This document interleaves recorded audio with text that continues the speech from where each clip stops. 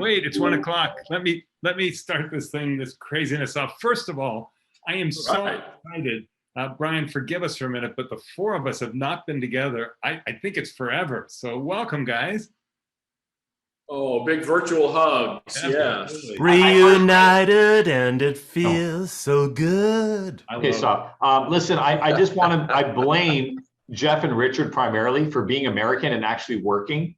Whereas in Canada here, we're more, I don't know, risk averse and Delta, what's the word I'm looking, Delta repellent. So we're not as traveling as much. We agree. There you go. You're going to tell me it's another Canadian holiday today or something. You have so many of them, but anyway. It is coming up. Yeah. Is it? Of course it is. There's always one. We get a new holiday. Yes. There's always one coming up. So brand new one. Today is about attitude, and so we can pick on Sanjay the entire time. I'm so excited. Oh, Michael, that looks great. Attitude is everything, and I am so excited that we have a guest host with us, Brian Lee, who I'll introduce or have him introduce himself in a minute. But before we do that, let's go around.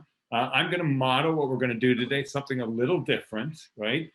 Because I asked you all to bring a hat that represents you. So I'm Jeff Tobe, and I am Coloring Outside the Lines, coming to you from Pittsburgh, Pennsylvania.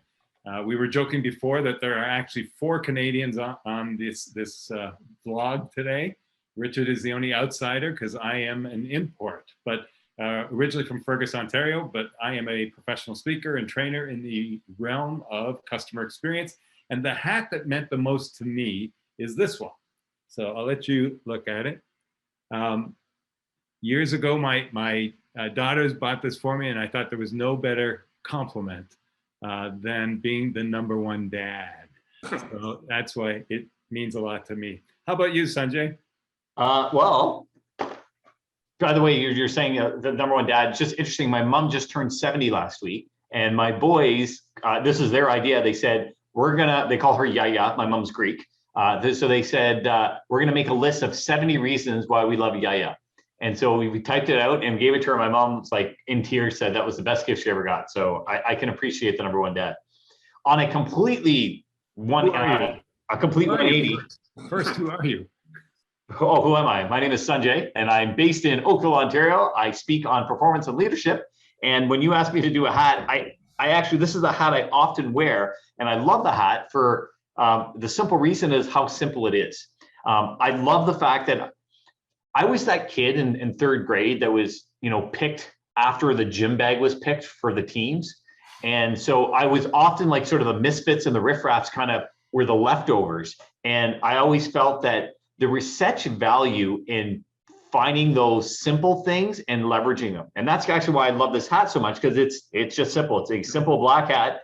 And this is actually one of the ones that I will actually often wear, because I figure that when you truly understand the simplicity of things and leverage those, they can take you so far. And especially, I mean, I'll make it all metaphor-y and talk about every other Wednesday and how we talk about culture and within the organization. It's those simple concepts. They don't have to be very complicated. It doesn't have to be costly, and it doesn't have to be a detailed list.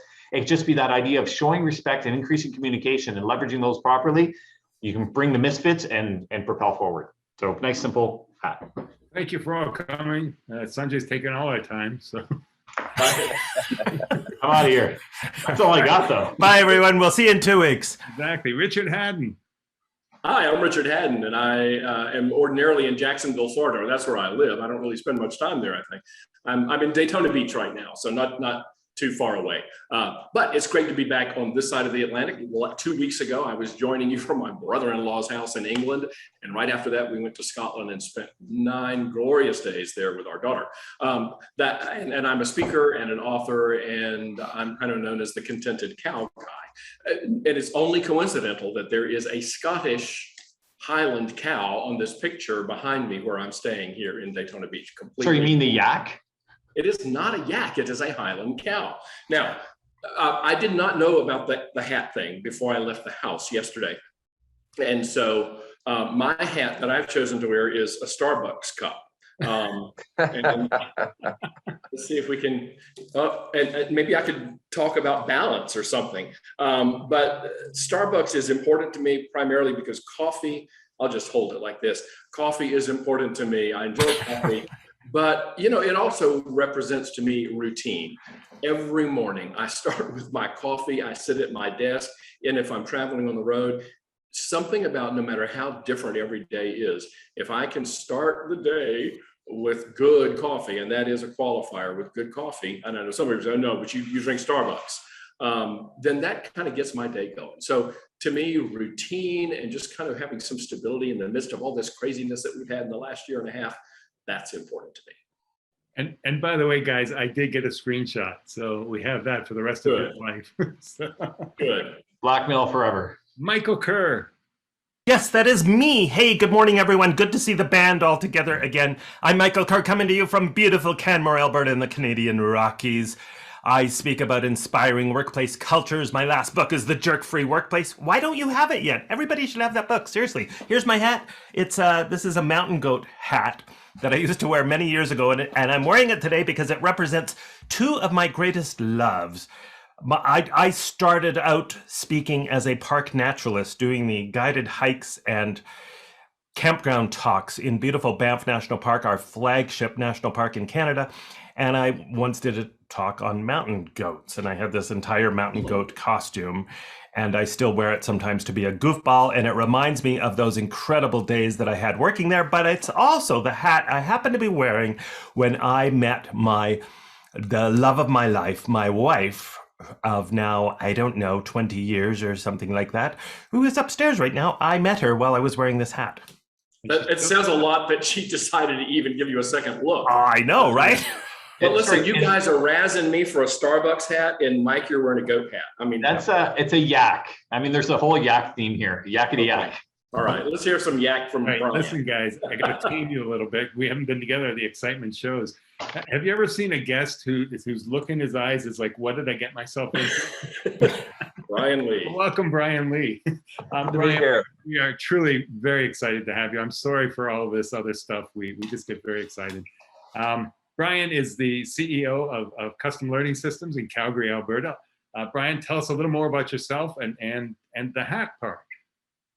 Well, I live in Calgary, and as you know, Calgary is famous for the Calgary Stampede, and we give out white cowboy hats, which is our trade. However, I have chosen to wear a black cowboy hat.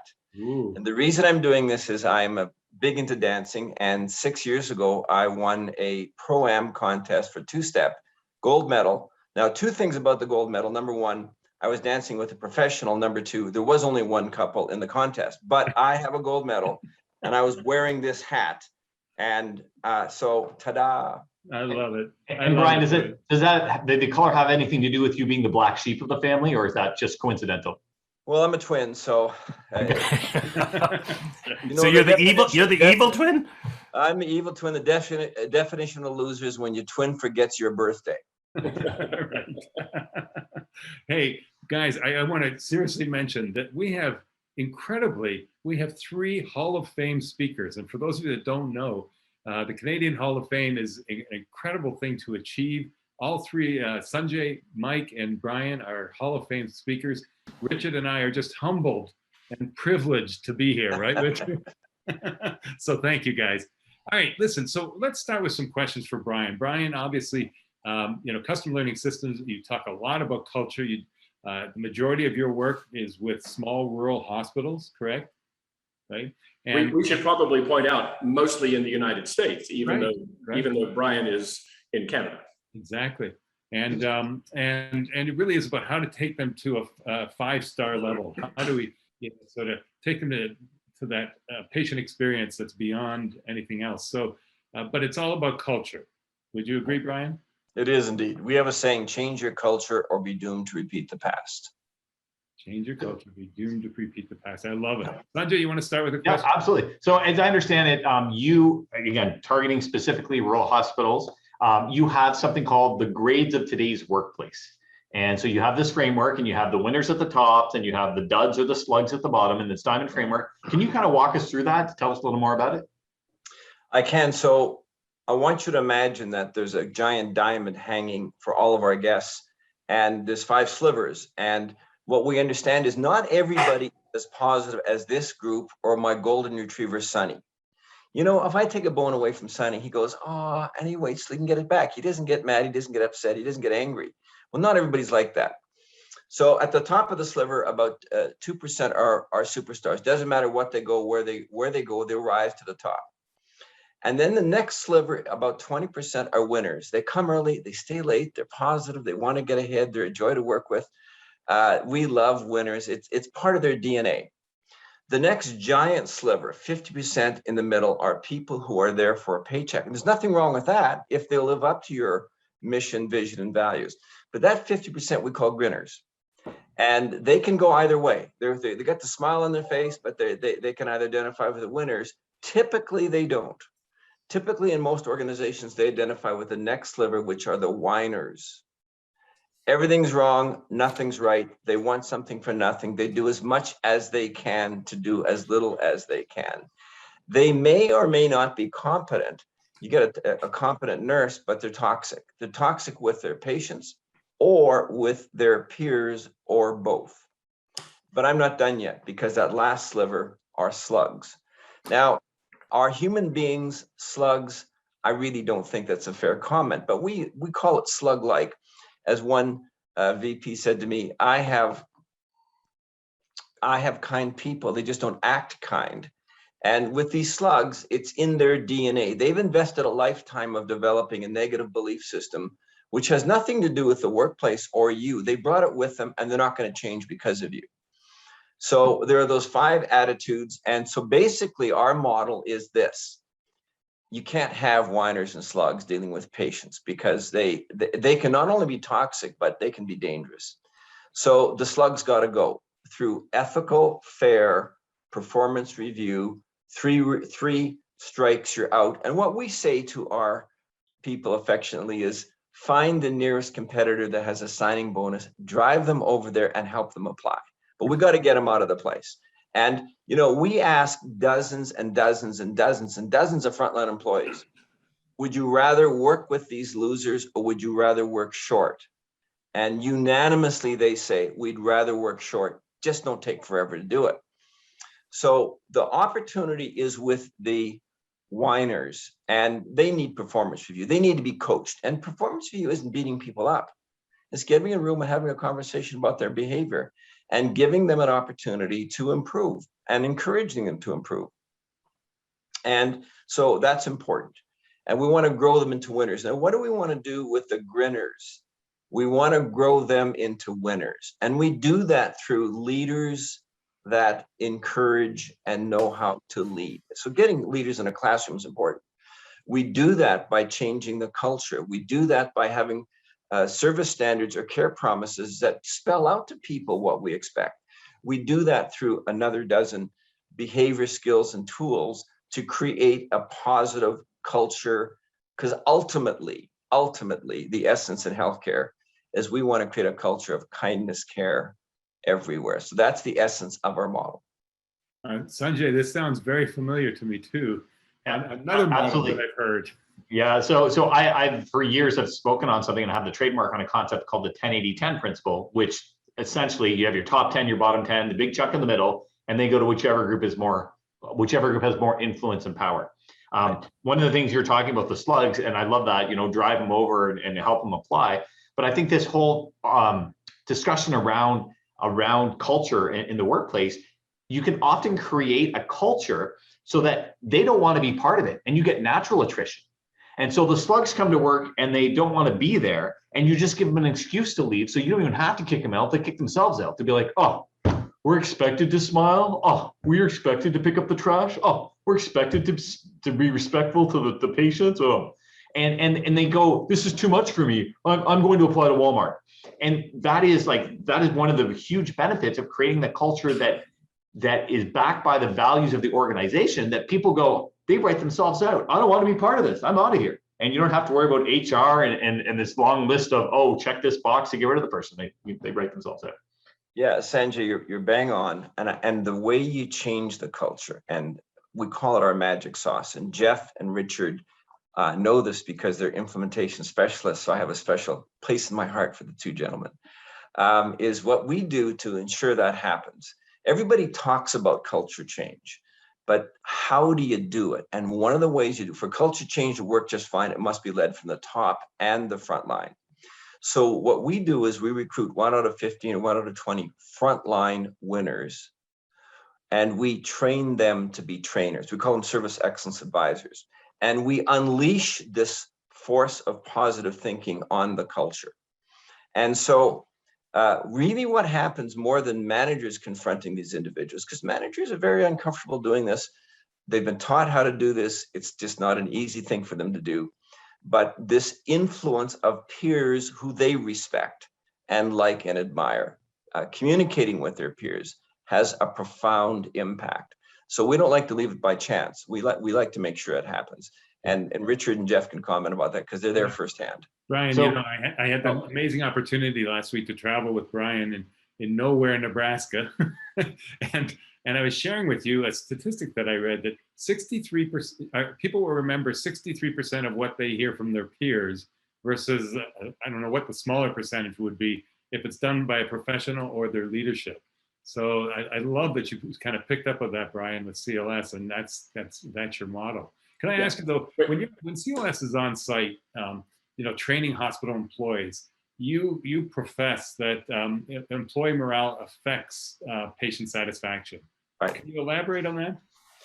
Yeah, you know, the largest patient experience survey company in the United States, probably in the world, a company called Press Gandy, and I spoke to them multiple times, and they did some research that showed a 1% change in employee morale equals a 2% change in the patient experience.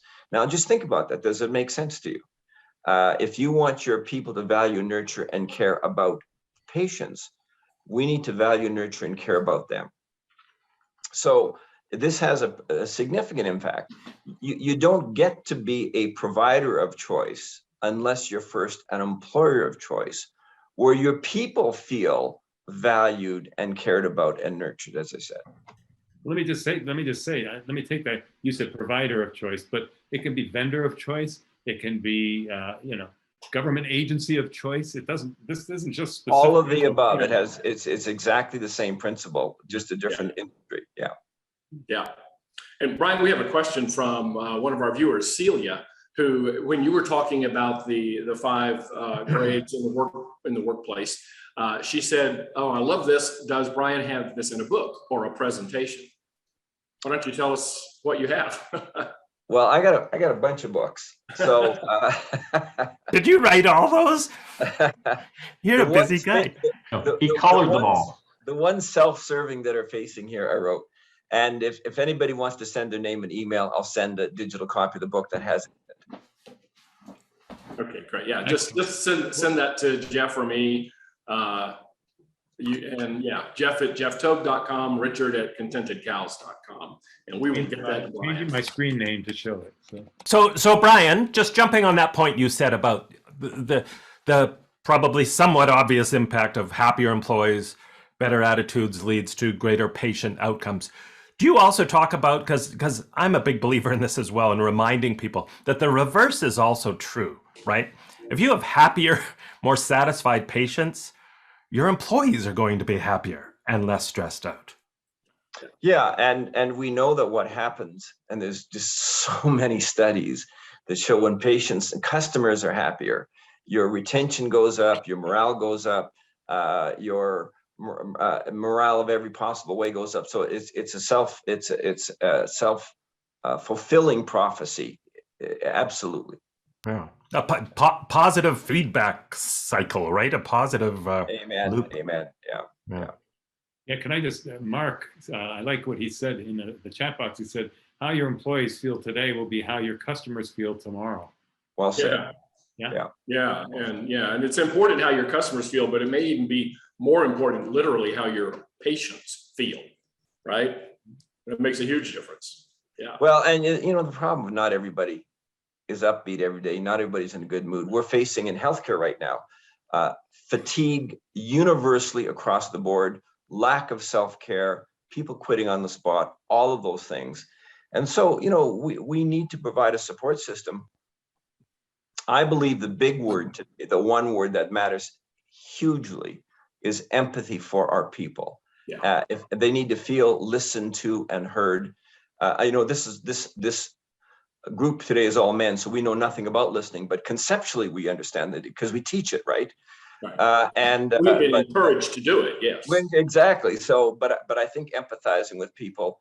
The other thing we need to say to employees is, we're not good every day, so you got to fake it till you make it. You got to pretend you are till you are, and that's important, because patients don't need to know your problems. When they ask you how are you, they're not really interested. They're just being polite. We need to talk to them about them, and not let them know how fed up we are with our cousins and what the problems are with the wife. Things that's not their problem. But having said that, and you're absolutely right, having said that, whatever the organization can do to take as many problems off of that employee, they can't take off the problems about what's happening with their cousin and about this thing and that thing, but if there are work-related things or anything that the employer can do to kind of offload some of that from the employee, that's going to put them in a better position to be able to serve that patient. To piggyback on that thought, to me, this is always, it's always a probability game. It's a math game. See, people are allowed to be human, which means you can have a bad day, and you will have a bad day. And this idea of, the fake it till you make it, what we want to do is put in the mechanisms in place so that when you are having those bad days, there are things you can lean on so that you can still get through the day and still help people, and not in a sense burn those bridges, so that when you have those good days, you can kind of feed back into the bank account. I guess that's what it is. It's this whole emotional bank account. On the good days, you want to make those extra deposits so that on the bad days you can draw from them, but overall your savings increase. Like that's. And when you're having a bad day, read one of Michael Kerr's books, because I got a Michael Kerr section back here. An entire section? Fun in the workplace, by the way. Good plug. And where's my book? I don't see it there. Thank you, Brian.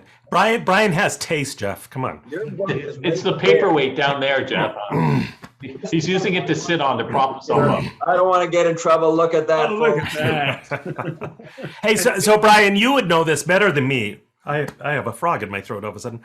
But I've certainly read studies too that suggest that lawsuits, in the United States, a very litigious nation, that lawsuits decrease in healthcare, primarily based on how good the communication is and relationships and care, as opposed to anything related to the actual competency of a doctor or a nurse. Is that correct? Can you speak to that? If you look at statements of claim against lawyers, against physicians and hospitals, 85% in the statement have something in them about poor communication. And we were involved in an initiative 15 years ago with a large hospital system, because we teach service recovery that when you mess up, you fess up and dress up. Well, we extended that to say it's okay to admit that you made a medical mistake, because patients are far more forgiving if you're empathetic and you say, think about it, but it happened. And so we're far better off. And here's the tragedy of this all. In some hospitals, there are physicians who are barely competent. Now, you know what you call a doctor that graduated at the bottom of their class? A doctor. You get some physicians that are barely competent, but they're beautiful, they're wonderful, warm, kind human beings, and they're beloved. And you get these brilliant physicians, younger, it doesn't matter what the age is, that are arrogant and condescending and rude, and they're the ones that are getting the lawsuits against them. And it's not a reflection of competence. So kindness goes a long ways. Brian, when you say that, it reminds me so much of one of the hospitals that we have worked with. And one of the physicians there who told a wonderful story that he had been visiting a patient, and I mean, presumably this is a very competent physician, but he had been visiting the patient and he said, "How are you doing?" And she said, "Oh, I just don't feel good. I know I'm going to get better. I just don't feel good. But you know what I really want? I would really love to have a bowl of egg custard." You know that the cafeteria here, the meal service here at the hospital doesn't provide egg custard. That's something my mother used to always give me when I didn't feel good. It sure would be nice to have a thing of egg custard. She said this wistfully. That doctor went down to the kitchen at the hospital. He looked up on his phone. He looked up a recipe for egg custard. He asked the head of dietary, "Do you have any eggs? Do you have any milk?" Yeah. And that physician made her egg custard and took it to her room. Beautiful. You know, he needed to be competent as a physician, but it almost doesn't matter, you know, because he provided such extraordinary care with that act. Let me throw in something else. I don't know if anybody just gives something away, but I happened to watch the Today Show today, and they were talking about this new movement in elementary schools to truly have empathy for the kid. And what that means is empathetic conversations, one-on-one. A teacher will take a kid, not every day, but will take a kid aside and actually walk the halls with the child and ask them, "How are you really doing? Tell me what's going on at home. You know, how are your brothers and sisters doing?" It's now in 23 of 50 states they're doing this, and something like 1,000 schools, and it's completely changed the relationship between teacher and child. And I was thinking, what a great movement that we should have in corporate America, right? Yeah. So Mark, when we were in Atkinson, Nebraska, and you couldn't figure out how to park in the parking lines between them, we should have been empathetic rather than make fun of you in front of everybody. Is that what you're saying? That's what I'm saying. And it was parking outside the lines. Okay. No, that's exceptions to the rule. Parking outside the lines. Michael, do you have any other questions of Brian? Of course I do. I have a million questions. So Brian, when you talk about this attitude stuff in the workplace, I understand that you hone in on kind of three principles or three areas that you really focus on. Can you speak to those? Sure. Which ones? Well, I know. I'll lead you on this, Brian. The first one is catch people doing something right. Sure. Well, there is hundreds of studies and research that substantiate the importance when people get acknowledged and appreciated. What gets recognized and rewarded gets repeated. That is Michael LeBouf's book, The Greatest Management Principle in the World. You don't need to read it right now because I've just summarized the entire book for you. What gets recognized and rewarded gets repeated. People need to know their behavior is noticed. And we've done hundreds of frontline focus groups, and universally, when we do them with places we go into, the frontline tell us that they sure tell us what we do wrong, but they never tell us what we do right. And we hear that all the time. So acknowledgement goes a long way. And there are 4 attributes of people feeling appreciated. And if you're going to acknowledge your employees, regardless of what industry you are, it needs to be timely. You know, do it right away. Don't save it up for the Christmas event. Spontaneous works well. I like to say, if you notice a nurse being nice to a patient family member, when the family's gone, just pull them aside and say, "I saw you do this. This is so important. We appreciate that."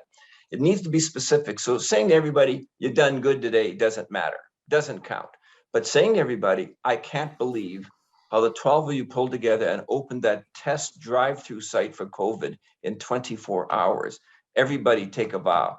That counts. So being specific, that's so important, and it needs to be geared to the individual. So the way I'm going to acknowledge Jeff is a lot different than Richard, because Jeff needs encouragement. Jeff needs to be developed because he's working and coloring inside the lines. Whereas Richard, he's written a book about contented cows. So how I'm going to acknowledge those two is going to be completely different. Different between a new employee versus someone who's been there for 10 years, but don't write off the fact that people are self-actualized, because the people that say, "I don't need it," they're the ones that still need it. And Brian, the one I love the most, and I got to get you to speak to it, is about personally acknowledging one coworker every single day. And so it's not just leadership, right? You're talking about everybody in the organization. Yes. Yeah. So we very much, there are 10 key communication skills that we like to teach organizations. But one of them is every leader should round on every employee every day to check in with them. And by the way, not just in healthcare, right? No, just wherever they are. This is a universal concept. how's things going? What can I do to help you better? And check in personally. How did the kids' concert go last night? Now, I'm not saying you need to be the best friend. I like the term friendly, firm, but not familiar. But I'm saying be interested, because every day that you connect with your direct reports, you're building trust. And you're successful when they'll tell you the crappy things you're unhappy about. You're not successful if they're just being nice to you every day. Is you want to know what's wrong, what's not happening. So one of the things we recommend is to give out a piece of paper to every direct report. We call it My List. We got a little form for it. But many years ago, I was doing a presentation in New Orleans, and at the break, I was talking about recognition, and a young lady came up to me and said, "I love my boss." And I said, "Why is that?" Well, she said, "Well, told me that after she began her job, she worked one weekend on a project, didn't tell her boss. Boss found out about it when she came in Monday morning. There was a jar of jelly beans, and she loves jelly beans." And I said, "Well, how did your boss know that?" She said, "She had me write out a list of little things that I liked, and I like jelly beans." And Richard will tell you, one size does not fit all. It fits one. So having this list of hobbies and snacks and things that they care about and what matters to them. So when you go to acknowledge each individual, you're acknowledging them with something that matters to them. And I think it doesn't get any better than that. Is there any doubt in your mind that any day that you acknowledge or let somebody know you notice them, that it doesn't get repeated at the dinner table at night or the breakfast the next morning? It's noticed and it's never forgotten. And one warm word one kind word, as the Indian proverb goes, can warm 3 winter months. So this is such an important subject. To piggyback on that, there's this idea of these small things that are important to us. So I did some work with a client out in the Middle East, and they put me up in the Ritz-Carlton, and they actually asked me to fill out this form of certain things, and they asked me what was sort of my soft drink of choice, and ginger ale at the time was it. So every time I went to the room and they knew I was there was ginger ale. But it is those small things that add up. And I love the personalization piece that you're addressing. So again, having a very similar philosophy that I share with organizations, I get a question a lot, and I know how I answer it. I'm going to throw it to you and see how you answer it, which is when you are recognizing people and you're giving them the attaboys, attagirl, good job, being specific. One of the things that I often hear people say to me, well, other people are going to complain. How come you're recognizing them? How come you're treating them differently? How come you're giving them whatever time off or these kind of perks? What would you say to that, Brian? It's all you're doing is contributing to a culture, because if I notice other people getting acknowledged for doing things, what am I going to figure out? Well, maybe I need to step up my game a bit. Maybe I need to be better to our customers. Maybe I need to emulate that type of behavior. So it's such a positive impact on culture when people see their peers being acknowledged, as long as it is not perceived as favoritism. So as leaders, one of the things I say every time you conduct a meeting, and we talk about the importance of inspiring meetings, not meetings that people dread or that they're going to get group spanked at, but inspiring meetings that as a leader, rotate through and acknowledging different individuals at every meeting. Have something called Cheers for Peers, where anybody at the end of the meeting can acknowledge anybody else. But make it part of your practice. Quick little story. I was a politician for 9 years. I got elected. I think I won 4 elections, lost 2. Let's be clear, you're still a politician. Just a minute. But we would have campaign meetings every Sunday. And we grew those meetings every Sunday with volunteers and so on. But these are all people who are not getting paid. And when you start off an election, you get nobody. And on election day, you might have several hundred people. Well, somewhere in between there, you got to acknowledge people. So every meeting, I made a point of picking out 3 individuals and noticing them at that meeting. And people would come to the meeting to get noticed. That's very cool. And isn't it so true, Brian, that I've talked to clients about this all the time, is that we often do a far better job at recognizing volunteers than we do paid employees, because sometimes people fall into that ridiculous old attitude that, well, they're getting paid. We don't need to thank them or acknowledge them. Or as my first boss used to say, you get to keep your job. That was it. Yeah, exactly. Yeah, especially these days. That's real exciting. Stephen asked a question how do you do the jelly bean stuff when you're COVID distancing and on Zoom and Microsoft Teams? What are Don't you just throw them across the room when they open their mouth and turn it into a game, right? I think there's a lot of great examples of, how, number one, you can send things to people's homes, physically, but also, one of my favorite, and I know I've shared it here before, is something that was attributed to Napoleon Bonaparte, where he said, a man will fight long and hard for a bit of colored ribbon. It doesn't have to be necessarily something tangible or valuable, but if it does, Jeff says Amazon.com works. Amazon will send anything anywhere. So and I mean, what did we hear from Natasha Purnell a number of weeks ago, who was talking about that they had a big celebration for the company, and everybody was still working from home, not working remotely, and so they sent margarita makings to everyone's house, and so you can do things like that. And Richard, I just jump in there. We have a few advantages too that people can take advantage of with remote work, is that it's way easier to, when it's appropriate, include people's families and say, hey, grab your kids, grab your spouse, come around the camera. We want to acknowledge you, or bring in somebody from around the world. Bring in a customer, bring in a coworker you haven't seen. Bring in somebody from Europe, for goodness sakes, on your Zoom call to make it that much more special. For $250, says margaritas for the win. Yeah. For $250 now, you can have Rudy Giuliani send you a video. There you go. You need your money. Moving right along. Brian, I know you're a big proponent of stories, and yes. Culture has been defined in some way as an organization's story. Talk to us a little bit about the value of stories in inspiring true personal stories in what you do. What does it mean, and why is it so powerful and important in creating that employee experience that then generates the customer or patient experience? What a great question. I was at a hospital in Franklin, Illinois, and the ER manager told me about how they'd admitted a little girl, age 6. Her name was Tiffany, with a life-threatening condition, and they needed to airlift her up to St. Louis, and she refused to go because it was her mother's birthday. So she threw a fit.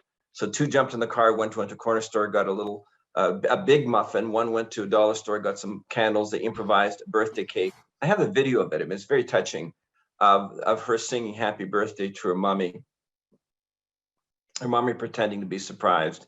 They airlifted her.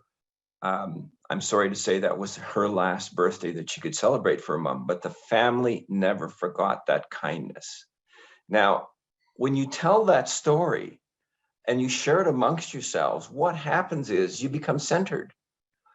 You can't be negative when you're hearing something like that. It clears the air. It reminds you of what you do. It validates why you do what you do. It encourages others. So I can go on and on with the benefits of it. More importantly, it inspires us all to do more and care more. So stories, I like to say, are the currency of loyalty. It's no accident that Chicken Soup for the Soul is now, I think they got 100 different versions. They got Chicken Soup for Every Soul. Thank goodness. But what I encourage organizations to do is do their own Chicken Soup for the Soul, collect their own stories, and share them with new hires so they know they're coming to an organization that has a heart. Make it part of your culture. Use it as a fundraiser. There's all kinds of things you can do, but stories, Michael, and we think about every great speaker that you and I, all of us know. What do? We collect stories and share the wisdom from the story. Yeah, and stories turn employees into heroes, right? They become the star of the story and they become heroes. And they're a great way to translate your values into something meaningful, right? Yes. Rather than just say, we believe in trust, blah, blah, blah. Here's the dictionary definition of trust. Turn it into a story. What the stories do, I have been a believer of this, is we're emotional beings. And what a story does, it brings us to an emotional state. If you do an inventory on your life, it's the emotional peaks and valleys where you've gotten the biggest ahas, right? Death of a loved one, birth of a child, marriage, whatever it was. Those are the times where you're smacked by the 2x4 of life going, wow, this makes sense. And so by telling a story, what we can do is we get people to an emotional state. And then when they're at that emotional state, then we can attach a message to it. and they're going to stick a lot better. If you go back to university or high school, the boring teachers gave us theory and just droned on and on, a la, Charlie Brown, rah, rah, rah, rah, rah. The ones that brought it to life with an example, a metaphor, a story, and then this is how it's like. And then they brought that home. You went, oh, I got it. And the message sticks better. Yeah. Stories are state of the heart technology. You think about Norman Vincent Peale's The Power of Positive Thinking. It was all stories. That's all it was. So we capture so much from it. And one of the things I appreciate about storytelling is it's not just for us on the platform. It's not just for leaders trying to lead a group. It's for all of us as individuals that want to influence our peers to a different perspective. Yeah. We get great. Thank you. We're getting some great comments in the chat. I want to encourage everybody to read the chat. We don't have time to read everything here, but there's some good ideas on how to handle the virtual jelly bean situation and so forth and so on. But I know we're not going to read everything, but we got to give credit to us. Celia said, she got an idea from this show last month and ended up sending cookies to 2 of her employees for working the weekend.